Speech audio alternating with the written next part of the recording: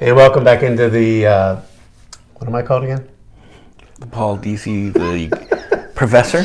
Yes.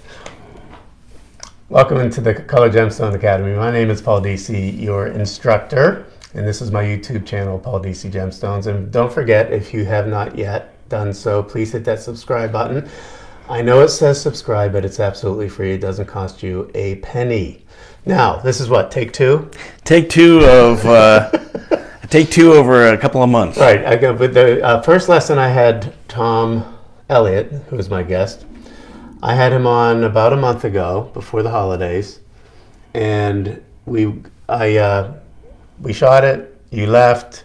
I then boarded a plane for Belize. You were boarding a plane for wherever you were going, and we found out that we had no audio. Yeah.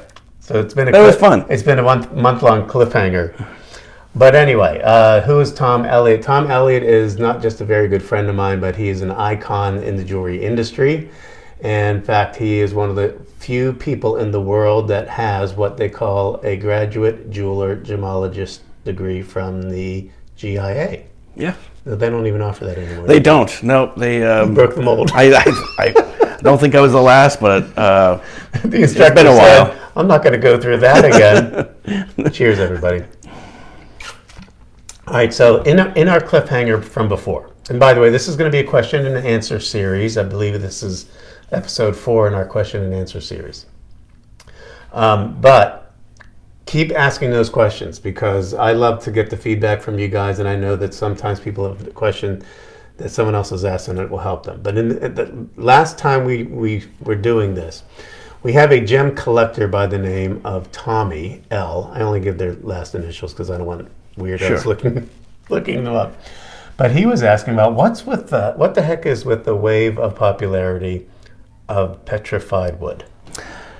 So, great question. Petrified wood has is been mined for hundreds of years, and it's just come to where it's popular. Part of it is the history. Part of it is the colors that you get out of it, and for some reason, opaques are very, very popular right now. I like them. I feel like you get more for the money. I mean, you get a bigger look of something, and there's something very organic and natural about it. Yeah, and you can get, I brought some samples, and you can get petrified coral, which is actually not a tree, right? But it's an organic gem, organic from the sea that was petrified over billions of years. And then you get, trees that were formed over, again, millions and millions of years to be petrified. So it looks just like a hard tree, but it is absolutely a rock. No, I'll hold some things up to the camera. Sure. So which way would you like to show first? So let's do the petrified coral, since we were talking about that. So petrified coral comes from Indonesia. This is mined about 8,000 feet above sea level in the roots of the trees. And it's amazing that, the sea used to be that high up. And this is, an organism that was living in the ocean. And then as the sea waters fell, over millions of years with pressure and heat, it became a hard stone. And you made jewelry out of it. And we've made jewelry out of it. And it looks, totally different as jewelry. Once you polish it, it just has a really nice polish. Yeah. And I look at that, it looks like it's almost like a sand dollar. Yep. Or a sea urchin or something like that. And is that part of the sea life? That's part of the organism that was in there. And sometimes you can get it where you can actually see, actually this is one of them, where you can they become translucent or you can see light right through the fibers of the animal that was there. Yeah, it's amazing. And you're talking about, it's a window of looking through history from millions and millions and millions of years ago. Yep. Now, how difficult is that to get for those that are interested in this, and where would they go and how expensive can it be? So it comes, with all gemstones, it comes in a variety of colors, and those colors will really determine the price and the value of what that is. So you can get it where it's just a tan colored, or you can get it yellows, you can get oranges in there, and the more color you have in there, the more expensive it's going to be.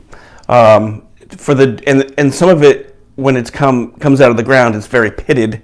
So to get the real hard material where you can create jewelry out of it, and it's not just a ornament for your bookcase, it can go up in price. It's not terribly expensive. You may be $30, $40, $50 per kilo, but there's places where you can buy this. You can buy it on the internet. And just be very careful of who you buy, the reputation they have. Buying something from Indonesia, you just never know until you get it here. So that's why we go to Tucson Gem Mineral Show, which is not happening this year, but most years we're actually there right now. Okay, Tom, so you mentioned certain shows that happen around the world, including right now where we would be the Tucson Gem Show, but of course COVID took its toll on everything. Talk a little bit about what the Tucson Gem Show is and why it was so important. So Tucson Gem Show is the largest colored gemstone. People come from all over the world just for a 3 to 4 week period to Tucson, Arizona, to display their goods, sell their goods, and also buy. Right. Mm-hmm. So we go in there and we buy. We also, on the wholesale end, we do sell gemstones as well. It's important because this is the one time all year that people get together from all over the world to one specific place to show what is new in the market. What are the trends? What are the trends? Yeah. And what's the next 12 months going to look like? Well, the other thing about it that I think a lot of people are surprised to learn, we always say it's the Tucson Gem Show. It's actually the Tucson Gem Shows. There are probably 10, 15, 20 different shows or organizations that have booths, hotels, convention centers. And so it's not just one show. It really takes over the entire city of Tucson, Arizona. And you'll have some shows where it's just primarily beads. Mm-hmm. You'll have some where it's just rough or specimens. You'll have the Amber Pavilion. Amber Pavilion, yeah. You'll also have some where it is just cut high-end gemstones, which is a whole different arena. So any part of the industry that you're in or want to be in, you will see it in this one place. All right, this is going to take me right away to a different question. And that is because I get inundated, and we have viewers on this show from all over the world. Right. We have some that are talking to me from Australia, some people that are from Brazil, some people that are from China, some people that are from India. In fact, I had a question somebody wrote in Chinese. Oh, well. Now, the good news is we have something called Google Translate, and I could figure out what it was. But a lot of people are asking, especially if they're on the supply side, like, how do I mean, it's a tough time right now. How do I sell my stuff? It's a tough time. Right now it's probably more difficult than we've ever seen in the last, 80 years. That's purely because of COVID and what we're going through. And so a lot of these shows have been shut down for the year. Now, the good news is hopefully they'll be back next year and we won't have, these same issues. But, it is difficult. I mean, what we have going for us right now is World Wide Web, so we can, sell on there. But you're not going to see it in person. And to be a part of these shows is, really the one area where you can go and you can sell and you can see, how to price stuff. You can see trends. You can see different cutting styles that are out there. You can see your competitors and what are they charging. You can. Yep, absolutely. So tough year, but we'll get through it. And there are other shows in the market right now, in the United States right now, where you can go and sell, but very small shows, nothing to the magnitude of Tucson. But they will come back, and I think it's probably fair to say, and I know this isn't probably great news to some of the suppliers that have contacted me with that question, but I think you and I both agree, right now, as it sits worldwide right now, it's a better time to be buying gems than to be selling them. Absolutely.